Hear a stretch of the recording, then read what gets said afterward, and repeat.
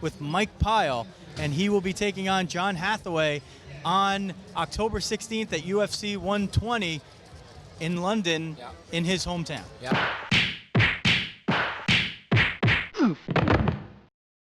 So that's a big thing. You know, you always get to fight on your home turf there in Vegas, you know, probably pretty often, but now you get to go out and you fight somebody in his own backyard. You know, how do you feel about that?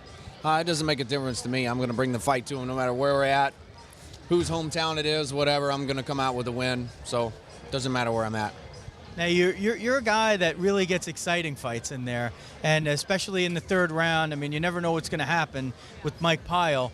Is that something that, you know, everybody always talks about your conditioning and your training? You know, where does this come from? Is that your mindset? Well, of course it's going to be mindset, but, you know, the preparation, you know, at Xtreme Couture, we train hard, we train smart, you know, we want to get in there, we want to get after the guy, and we want to be able to outlast him. And, you know, like you've seen in some of the later rounds in my fights, I finished the guys. That's due to the cardio. You know, I don't have a very vicious, you know, hard-paced fight. You know, I always like to kind of control it the way I like it. And sooner or later, hopefully, they're going to fall into the quicksand and sink. You know what I mean? So, I've heard guys talk about you as being the absolute baddest dude in the gym that anybody ever gets to face. And, you know, it shows in the fights, because no matter what the level of competition is, you know, you're always right there. And you've had a couple of breaks where things didn't go your way, and maybe that's held you back a little bit. But now, you know, your UFC career is pretty good, and especially if you can do well in a fight against a guy like John Hathaway, I mean, we could be really looking at some big things for you now. Yeah, I mean, you know, as far as being a, you know, the baddest dude or whatever, I don't see that happening. We got some studs in the gym, and you know, from the way I see it, we're all pretty equal, and we feed off of each other, and, you know, and sharpen each other up. And you know, and as far as getting there and getting after John Hathaway, that's my mission. That's my goal right now, is to go in there and put this kid on his ass and beat him up, and that's what I'm going to do. He's been a little bit underrated, and, you know, now I think people are starting to notice a little bit.